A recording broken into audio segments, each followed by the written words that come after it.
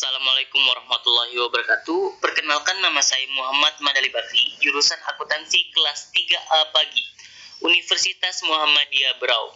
Pada kesempatan kali ini saya akan menjelaskan tentang bukti audit, yang dimana yang pertama itu ada tujuan audit, kedua aseri manajemen dan tujuan audit, ketiga standar pekerjaan lapangan ketiga, keempat cukup tidaknya bukti audit, kelima kompetensi bukti audit, keenam, bukti audit sebagai dasar yang layak untuk menyatakan pendapat auditor. Ketujuh, tipe bukti audit. Kedelapan, prosedur audit. Serta yang kesembilan, situasi audit yang mengandung resiko. Sebelum saya menjelaskan lebih dalam tentang bukti audit ini, pertama-tama saya akan menjelaskan tentang pengertian bukti audit. Jadi, menurut Ernst & Young, audit adalah kegiatan mengumpulkan dan mengevaluasi dari bukti-bukti mengenai informasi untuk menentukan dan melaporkan tingkat kesesuaian antara informasi dengan kriteria yang telah ditetapkan. Baiklah, langsung saja kita mulai. Yang pertama yang akan saya jelaskan itu adalah tentang tujuan audit. Tujuan audit secara umum dapat kita klasifikasikan sebagai berikut. Yang pertama, kelengkapan, yang berguna untuk meyakinkan bahwa seluruh transaksi telah dicatat atau ada dalam jurnal secara aktual telah dimasukkan. Yang B, ketepatan, untuk memastikan transaksi dan saldo perkiraan yang ada telah dicatat berdasarkan jumlah yang benar, perhitungan yang benar, diklasifikasikan dan dicatat dengan tepat. Selanjutnya yang C, eksistensi. Nah, ini berguna untuk memastikan bahwa semua harta dan kewajiban yang tercatat memiliki eksistensi atau kejadian pada tanggal tertentu. Jadi, transaksi tercatat tersebut harus benar-benar telah terjadi dan tidak fiktif. Yang keempat atau yang D, penilaian. Nah, ini berguna untuk memastikan bahwa prinsip-prinsip akuntansi yang berlaku umum telah diterapkan dengan benar. Selanjutnya E, klasifikasi. Berguna untuk memastikan bahwa transaksi yang dicantumkan dalam jurnal diklasifikasikan dengan tepat. Jika terkait dengan saldo, maka angka-angka yang dimasukkan di daftar klien telah diklasifikasikan dengan tepat. Selanjutnya, ketepatan. Ketepatan di sini maksudnya itu adalah berguna untuk memastikan bahwa semua transaksi dicatat pada tanggal yang benar. Rincian dalam saldo akun sesuai dengan angka-angka buku besar serta penjumlahan saldo sudah dilakukan sangat tepat. Selanjutnya, pisah batas. Nah, pisah batas ini berguna untuk memastikan bahwa transaksi-transaksi yang dekat tanggal nilainya dicatat dalam periode yang tepat. Transaksi yang mungkin sekali salah saji adalah transaksi yang dicatat mendekati akhir suatu periode akuntansi. Nah, yang terakhir itu adalah pengungkapan. Nah, di sini pengungkapan itu berguna untuk meyakinkan bahwa saldo akun dan persyaratan pengungkapan yang berkaitan telah disajikan dengan wajar dalam laporan keuangan dan dijelaskan dengan wajar dalam isi dan catatan kaki laporan tersebut. Selanjutnya saya akan menjelaskan tentang arseri manajemen dan tujuan audit. Yang pertama itu adalah tentang arseri manajemen. Jadi arseri manajemen itu adalah pernyataan manajemen yang terkandung di dalam laporan keuangan dan bersifat implisit dan eksplisit, di mana pernyataan tersebut dapat diklasifikasikan dalam penggolongan besar, yaitu yang pertama itu tentang arseri tentang keberadaan atau keterjadian berhubungan dengan apakah aktiva atau utang entitas pada tanggal tertentu dan apakah transaksi yang dicatat telah terjadi selama periode tertentu. Sebagai contohnya seperti manajemen membuat arseri bahwa sediaan produk jadi yang tercantum dalam neraca adalah tersedia untuk dijual. Selanjutnya, arseri tentang kelengkapan berhubungan dengan apakah semua transaksi dan akun yang seharusnya disajikan dalam laporan keuangan telah dicantumkan di dalamnya. Sebagai contohnya seperti manajemen membuat arseri bahwa seluruh pembelian barang dan jasa dicatat dan dicantumkan dalam laporan keuangan. Selanjutnya, arseri tentang hak dan kewajiban. Nah, ini berhubungan dengan apakah aktiva merupakan hak entitas dan utang merupakan kewajiban perusahaan pada tanggal tertentu. Nah, contohnya itu seperti manajemen membuat arseri bahwa jumlah sewa guna usaha atau leased yang dikapitalisasi di neraca mencerminkan nilai pemerolehan hak entitas atas kekayaan yang disewa guna usahakan, dan utang sewa guna usaha yang bersangkutan mencerminkan suatu kewajiban entitas. Selanjutnya ada arseri tentang penilaian atau alokasi, berhubungan dengan apakah komponen-komponen aktiva, kewajiban pendapatan dan biaya sudah dicantumkan dalam laporan keuangan pada jumlah yang semestinya. Contohnya seperti manajemen membuat aseri bahwa aktiva tetap dicatat berdasarkan dengan pemerolehannya, dan pemerolehan semacam itu secara sistematik dialokasikan ke dalam periode-periode akuntansi yang semestinya. Yang terakhir ada aseri tentang penyajian dan pengungkapan. Nah, ini berhubungan dengan apakah komponen-komponen tertentu laporan keuangan diklasifikasikan, dijelaskan, dan diungkapkan semestinya. Nah, sebagai contoh saja, misalnya manajemen membuat aseri bahwa kewajiban-kewajiban yang diklasifikasikan sebagai utang jangka panjang di neraca tidak akan jatuh tempo dalam waktu 1 tahun. Seperti itu. Untuk B-nya tujuan audit. Tujuan umum audit atas laporan keuangan adalah itu untuk menyatakan pendapat atas kewajaran laporan keuangan dalam semua hal yang material sesuai dengan prinsip akuntansi berterima umum di Indonesia. Kewajiban laporan keuangan sangat ditentukan integritas sebagai asersi manajemen yang terkandung dalam laporan keuangan. Hubungan aseri manajemen dengan tujuan umum audit dapat digambarkan sebagai berikut.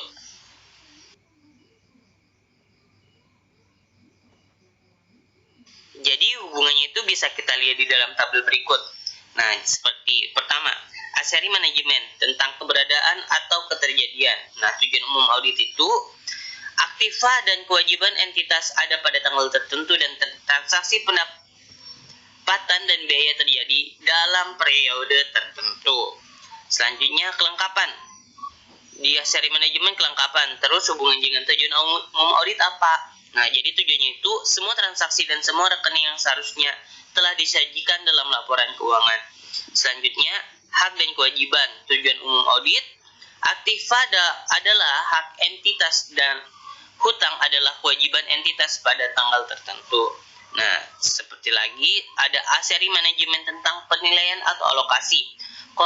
Terus hubungannya dengan tujuan umum audit itu adalah komponen aktiva, hutang, pendapatan dan biaya telah disajikan dalam laporan keuangan pada jumlah yang semestinya. Dan yang terakhir itu contohnya seperti aseri manajemen tentang penyajian dan pengungkapan. Nah, jadi tujuan umum audit itu hubungannya itu dengan aseri manajemen tentang penyajian dan pengungkapan itu adalah komponen tertentu dalam laporan keuangan telah digolongkan, digambarkan, dan diungkapkan secara semestinya. Seperti itu.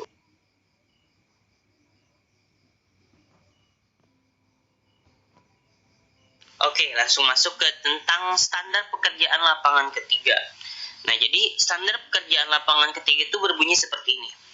Bukti audit kompeten yang cukup harus diperoleh melalui inspeksi pengamatan, permintaan keterangan, dan konfirmasi sebagai dasar memadai untuk menyatakan pendapat atas laporan keuangan yang diaudit. Nah, sebagian besar pekerjaan auditor independen dalam rangka memberikan pendapat atas laporan keuangan terdiri dari usaha untuk mendapatkan dan mengevaluasi bukti audit. Ukuran keabsahan atau validity bukti tersebut untuk tujuan audit tergantung pada pertimbangan auditor independen. Dalam hal ini, bukti audit berbeda dengan bukti hukum yang diatur secara tegas oleh peraturan yang ketat. Dalam standar pekerjaan lapangan ketiga, seperti yang telah dikeluarkan oleh Ikatan Akuntan Indonesia, mewajibkan auditor untuk mengumpulkan bukti audit yang kompeten untuk mendukung opini yang akan diterbitkan.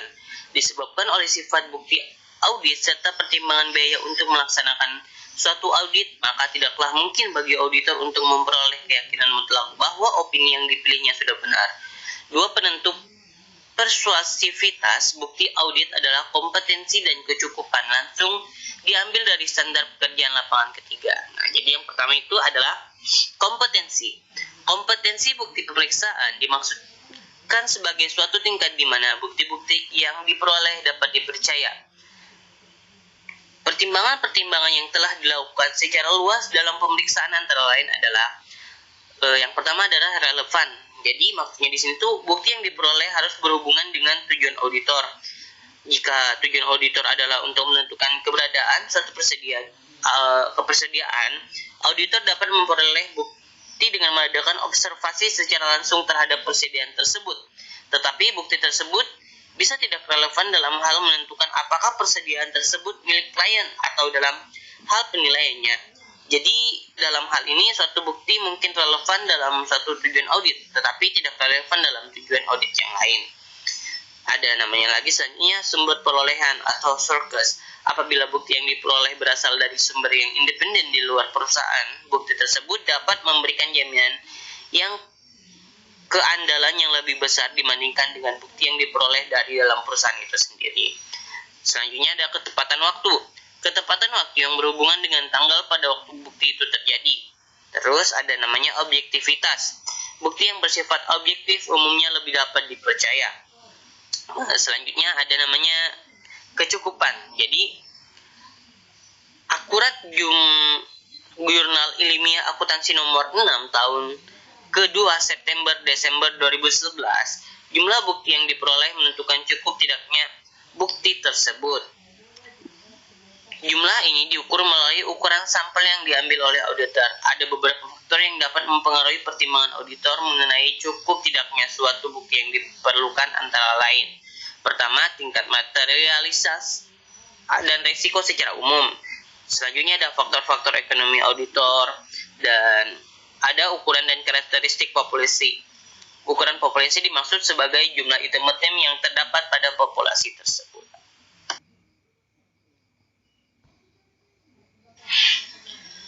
Pembahasan selanjutnya itu tentang cukup tidaknya bukti. Nah, jadi audit yang dilakukan auditor independen bertujuan untuk memperoleh bukti audit kompeten yang cukup untuk dipakai sebagai dasar memadai dalam merumuskan pendapatnya. Jumlah dan jenis bukti audit yang dibutuhkan oleh auditor untuk mendukung pendapatnya memerlukan pertimbangan profesional auditor setelah mempelajari dengan teliti keadaan yang dihadapinya. Dalam banyak hal, auditor independen lebih mengendalikan bukti yang bersifat pengarahan daripada bukti yang bersifat meyakinkan. Kecukupan bukti audit lebih berkaitan dengan kuantitas bukti audit. Faktor-faktor yang mempengaruhi kecukupan bukti audit adalah, yang pertama itu adalah materialitas. Nah, jadi di sini maksudnya itu auditor itu harus memberikan pendapat pendahuluan atas tingkat materialitas laporan keuangan. Karena tingkat materialitas dan kuantitas bukti audit memiliki hubungan terbalik. Maka semakin rendah tingkat materialitas, maka semakin banyak kuantitas bukti yang diperlukan, seperti itu. Sebaliknya, jika tingkat materialitasnya tinggi, maka kuantitas bukti yang diperlukan pun akan semakin sedikit. Yang kedua itu ada risiko audit. Risiko audit dengan jumlah bukti audit yang diperlukan memiliki hubungan yang terbalik. Rendahnya risiko audit berarti tingkat kepastian yang diyakini auditor mengenai ketepatan pendapatnya adalah tinggi. Tingginya tingkat kepastian tersebut menuntun auditor untuk menghimpun bukti audit yang lebih banyak.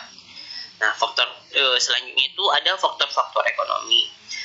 Pelaksanaan audit menghadap kendala dan biaya ketika menghimpun bukti audit.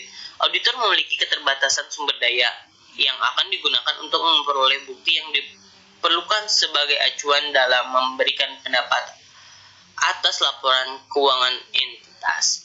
Auditor harus memperhitungkan apabila setiap tambahan waktu dan biaya untuk mengumpulkan bukti audit memberikan manfaat terhadap kuantitas dan kualitas bukti yang dikumpulkan.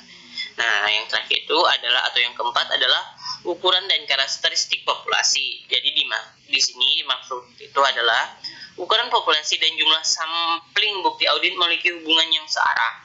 Semakin besar populasi, semakin besar pula jumlah sampel bukti audit yang harus diambil dari populasi tersebut. Sebaliknya, semakin kecil ukuran populasi, semakin kecil pula jumlah sampel bukti audit yang diambil dari populasi. Auditor memerlukan lebih banyak sampel bukti audit dan informasi yang lebih kuat atau mendukung tentang populasi yang bervariasi anggotanya daripada populasi yang seragam.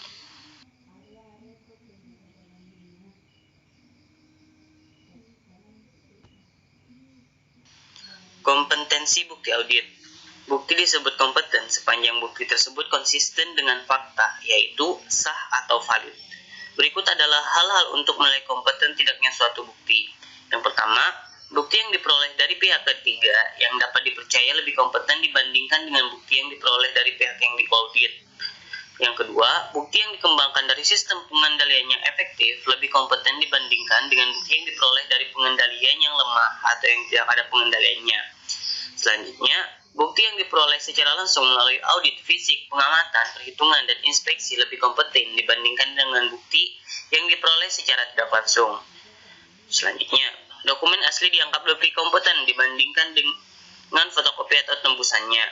Selanjutnya, bukti kesaksian yang diperoleh dalam kondisi yang memungkinkan orang berbicara dengan bebas lebih kompeten dibandingkan dengan bukti kesaksian yang diperoleh dalam kondisi yang tidak bebas. Dan yang terakhir, bukti kesaksian yang diperoleh dari individu yang independen atau pakar mengenai bidang tersebut lebih kompeten dibandingkan dengan bukti kesaksian yang diperoleh dari individu yang memihak atau yang hanya memiliki pengetahuan awam mengenai bidang tersebut. Nah, di sini juga kita jelaskan kompetensi bukti audit yang berupa informasi penguat tergantung pada faktor-faktor berikut. Yang pertama, relevansi bukti. Bukti audit yang relevan jika bukti tersebut jelas, memiliki hubungan yang logis dan masuk akal, dan tujuan dan kriteria audit setelah dapat dimengerti dan temuan audit tersebut. Selanjutnya, sumber informasi bukti. Maksudnya di sini sumber informasi sangat berpengaruh terhadap kompetensi bukti audit. Bukti yang diperoleh auditor secara langsung dari pihak luar, entitas yang independen merupakan bukti yang paling tepat dipercaya. Ketepatan waktu, kriteria ketepatan waktu berhubungan dengan tanggal pemakaian bukti audit.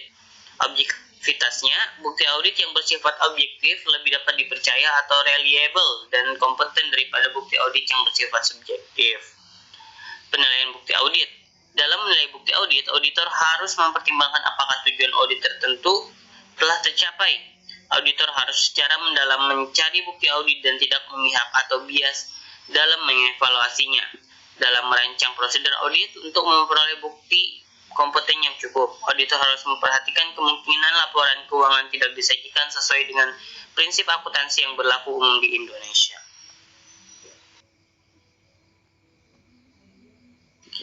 Selanjutnya yang saya akan jelaskan adalah bukti audit sebagai dasar yang layak untuk menyatakan pendapat auditor.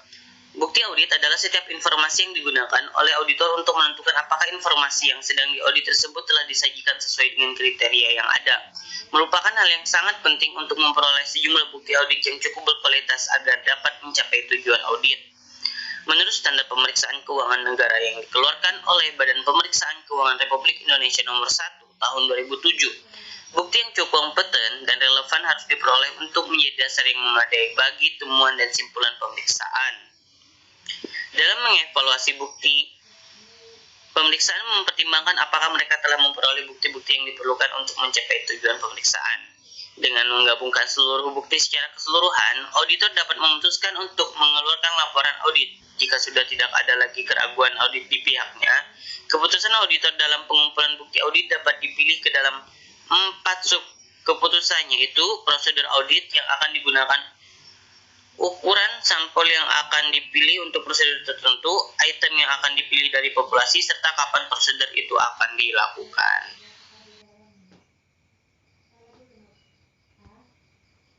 Selanjutnya itu tipe bukti audit.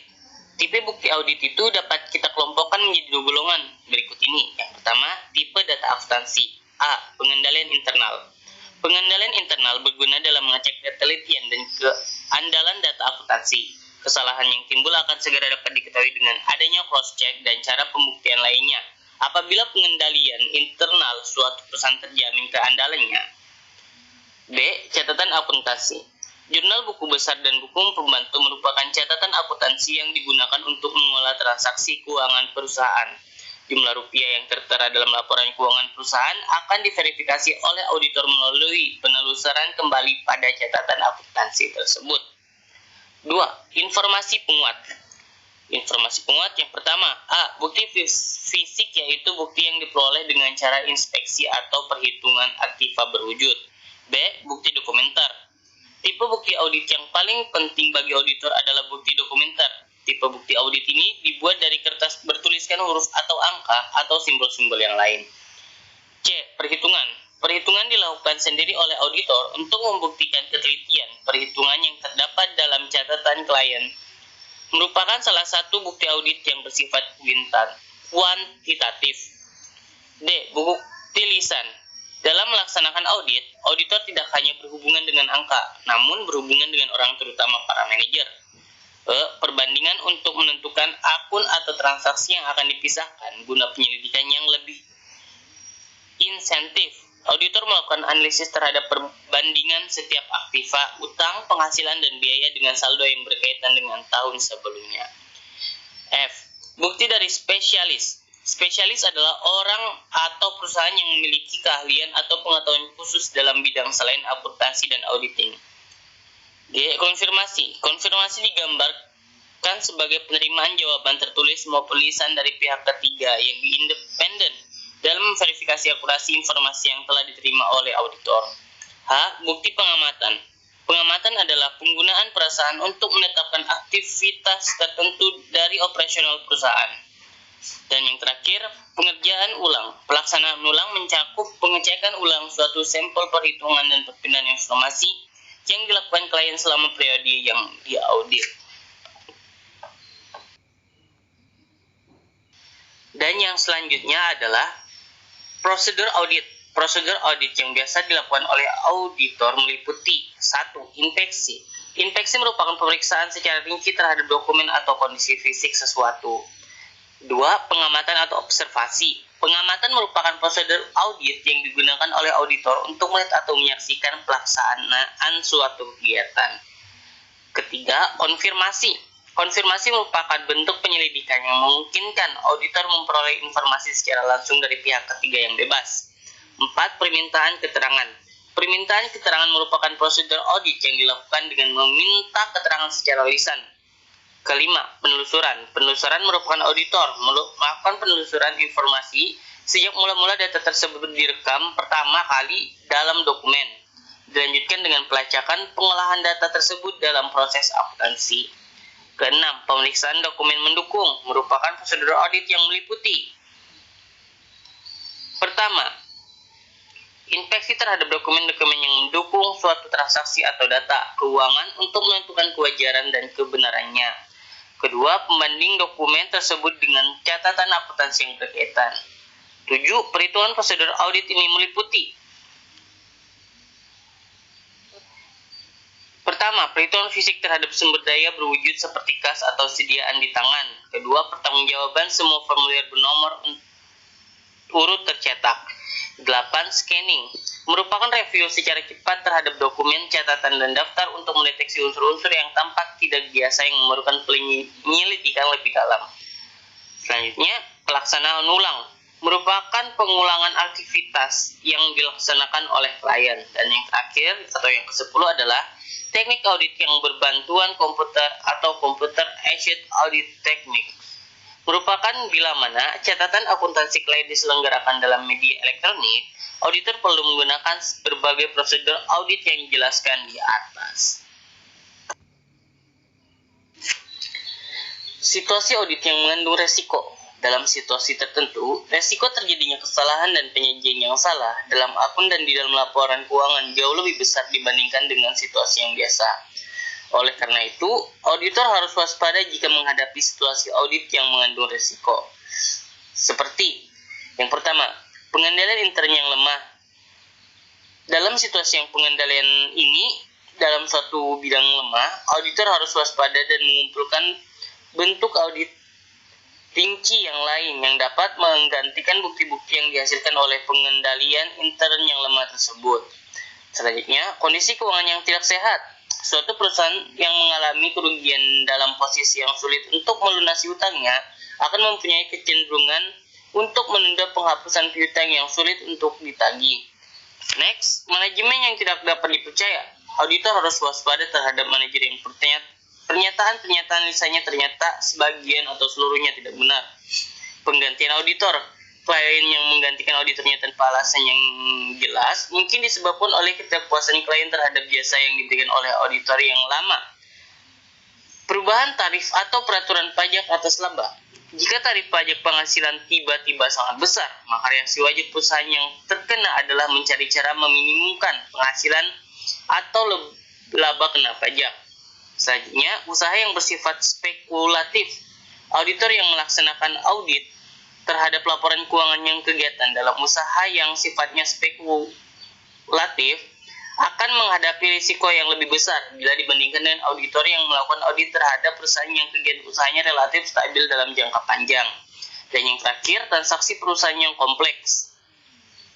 Klien yang kegiatannya menghasilkan transaksi yang sangat rumit merupakan klien yang mengandung risiko besar bagi auditor bila dibandingkan dengan klien yang kegiatannya bersifat konvensional.